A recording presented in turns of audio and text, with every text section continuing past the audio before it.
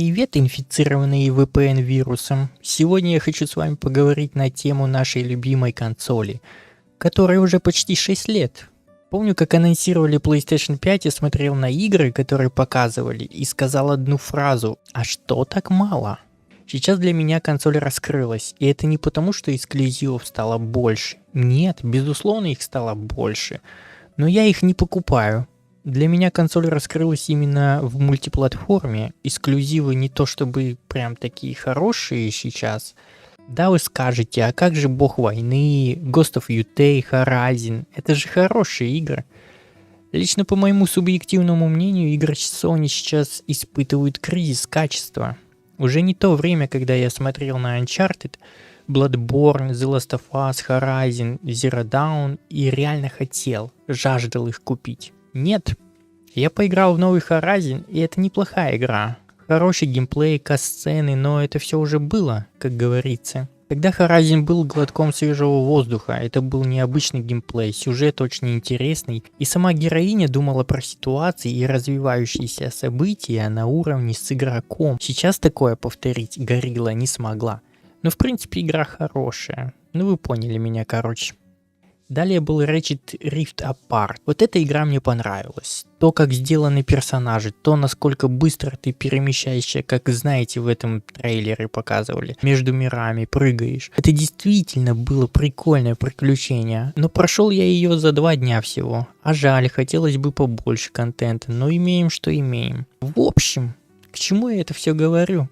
В большей части я эксклюзивы не покупал. Вот эти 2 игры поиграл, и мне достаточно было. Последнее, что я взял, был Человек-паук 2. Это очень плохая игра. Второй Паук даже рядом не стоит с первой частью. И тем более с Морализом. Вот мы перешли к главному. Консоль наконец-то раскрывается. Игр стало выходить куда больше с плашками PS5. Все больше Sony и разрабы других компаний уже практически ничего не выпускают для PS4. И это хорошо. Я одобряю. Первой игрой, о которой я хотел бы поговорить, это Silent Hill 2. Я не являюсь фанатом Silent Hill, но всегда хотел им стать. Дело в том, что таких вот ужасных с медленным темпом игр стало очень мало. Все постоянно куда-то спешат в современных хоррорах. На тебя все время кто-то выскакивает и кричит.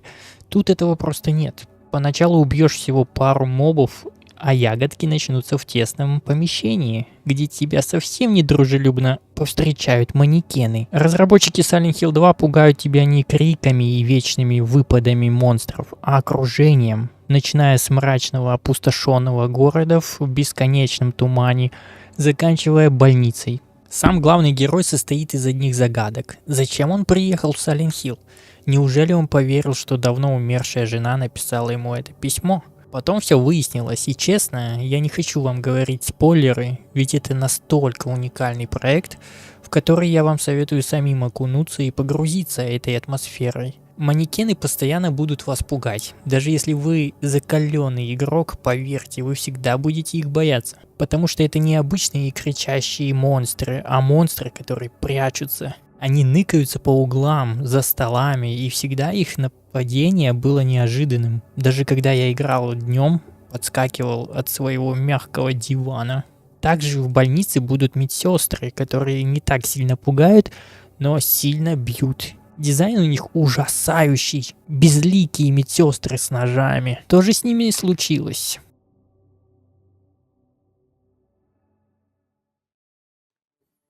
Следующая игра — это опять ужастик. Resident Evil 2. Знаете, когда только выходил Resident 2, я немного поиграл в демку и сказал, что эта игра не для меня.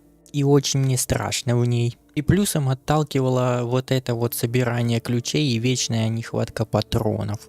Но в основном я боялся. Недавно я приобрел все резики и прошел 2 часть. Давно я так не кайфовал от игры. Этот полицейский участок, эта атмосфера нагнетания и безысходности наполняла меня. Мне реально хотелось спастись.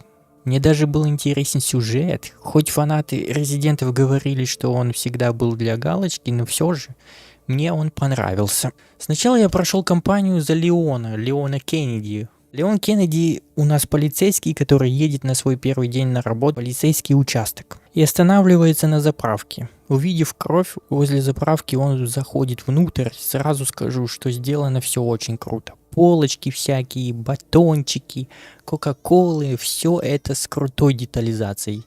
Сразу же мы видим полную жуть. Полицейский пытается надеть наручники на мужика, но тут он отвлекается на Леона. Надо Леону дать медаль за скам, конечно. И тут зомби его начинает жрать. И жрет он его так круто. Отрывает ему кожу. Опять же, детализация просто шикарная. Давно такого не видел. Мы убиваем зомби, пробираемся через магазин. И тут открывает дверь Клэр.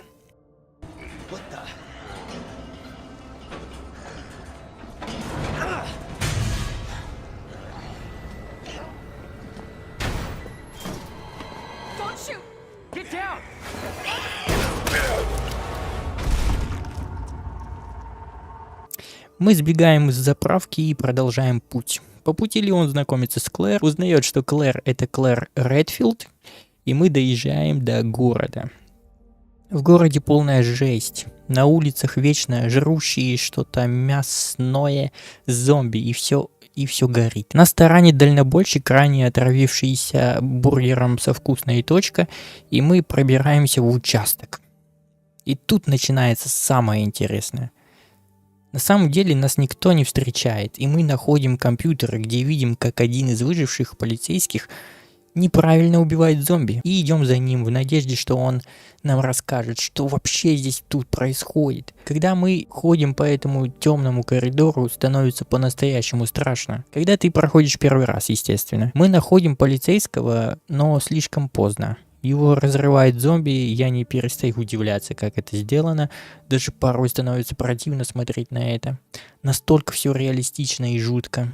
Мы находим у полицейского блокнот. Мы выбираемся назад в холл, как тут нас хватают за ноги, и это на самом деле отличный прием. Сначала нам показывают, как зомбарь разорвал нашего товарища, а потом мы оказываемся в точно такой же ситуации. Но нас, благо, спасают. Марвин, последний выживший полицейский, который дает нам форму и говорит, что выход из этого здания есть за статуей богини. Вот мы, по сути, прошли пролог, и сейчас нам бегать, искать некие монеты, чтобы открыть вход под землю. Этот полицейский участок интересно изучать. Под конец я знал его практически наизусть. Как и Silent Hill, нам много говорит окружение. Например, мы видим, как Леона должны были встречать. Персонал, мы видим шарики, надпись «Добро пожаловать, Леон», где еще нам оставили код от нашего стола. Пароль, который первые буквы имен твоего отдела. Это на самом деле очень круто и грустно. Ты понимаешь, что этих людей, возможно, уже нет в живых. Да, я бы мог закончить говорить плюсы Резидента, но тут появляется он, мистер Икс, или же Тиран.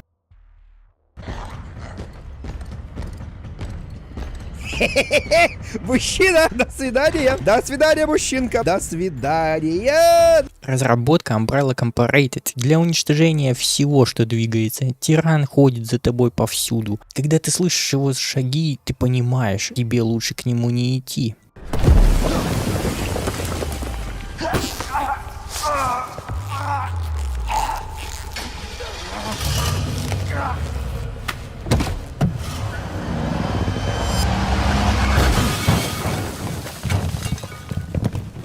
Вот это давление на игрока, это преследование очень хорошо сделано, ведь в основном мы проходим, отстреливая зомбарей и лизунов, а тут еще теперь за тобой ходит этот мужик в шляпе, и его ничего не останавливает. Сюжет простой. Некий Уильям Биркин разработал Г-вирус, который способен делать невероятные вещи и возвращать мертвых к жизни. Этот вирус, который попал по канализации в мир. Уильям работал над вирусом годами, но Umbrella посчитала его расходным материалом и решила отстранить от дела.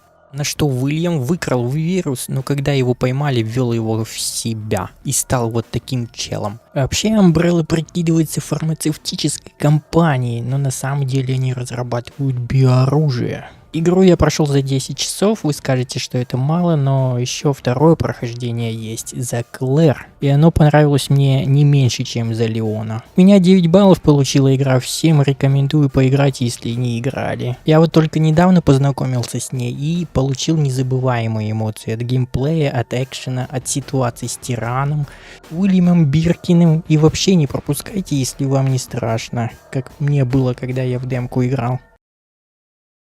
Я немного слукавил, что эксклюзивы не играя, и вот уже на монтаже я вспомнил. Последний эксклюзив, в котором мне нравится находиться, это Астробот, вот который бесплатный. По сути, эта игра демонстрация джойстика. Это, пожалуй, единственная игра, где триггеры и всякие вибрации мне не хочется выключать. Обычно меня это бесит. То, как они реализовали все навороты джойстика, это просто вау. Но суть в том, что Sony делает все эти навороты просто так. Зачастую эти функции не используются в играх. Но Астробот классный, я кайфанул. Сейчас я прохожу Прагмату, это Dead Space только с девочкой на спине.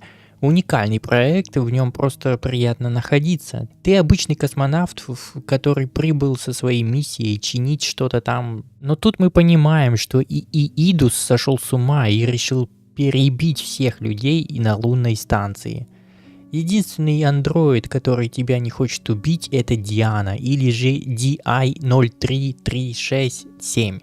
Она андроид-ребенок с высокой способностью к обучению и любознательностью, обладающая способностями к взлому враждебных систем ИИ. Геймплей простой, взламывай, стреляй, но иногда это бывает сложно делать. Натыкать в робота, который носится туда-сюда, и еще успевать надо нажимать кнопки, это создает немного проблем. Я такая ящерицу ни одну не убил за всю игру. Ящерица это как в Dark Souls. У нас, в отличие от Dead Space, есть комната отдыха, где мы можем качать навыки, оружие, проходить испытания кубика. Но самое главное, зачем мы сюда приходим, это понаблюдать за девочкой, разговаривать с ней. Разговаривать с ней очень приятно, ты общаешься и просто умиляешься. Не зря эту игру называют отличной рекламой для того, чтобы завести семью. Diana, how you holding up? Well, a quick scan shows all my systems are operating normally. So, I guess you're doing okay. Еще в убежище можно сделать из принтера всякие приколюхи для Дианы. Девочка будет играться, наблюдать за этим тоже прикольно очень. Не знаю, эта игра очень милая, тоже советую. Итог этого видео простой. Я избавился от чувства, что консоль должна мне дарить хорошие эксклюзивы. Я вообще против эксклюзивов. Все чаще натыкаюсь на видео в ютубе, где фанаты часто говорят, что это самое скучное поколение и так далее. Но дело на самом деле в них самих. Они сами себе навязали то, что должно быть вот как раньше. Uncharted, Bloodborne и так далее. Вместо того, чтобы играть, они все время в ожидании чего-то сверхъестественного. И просто не замечают хорошие проекты под носом. Хорошие игры это не только эксы. А еще инди, РПГшки всякие, ККД 2, например, это очень крутая РПГ. На этом все, играйте только в лучшее. Спасибо за просмотр.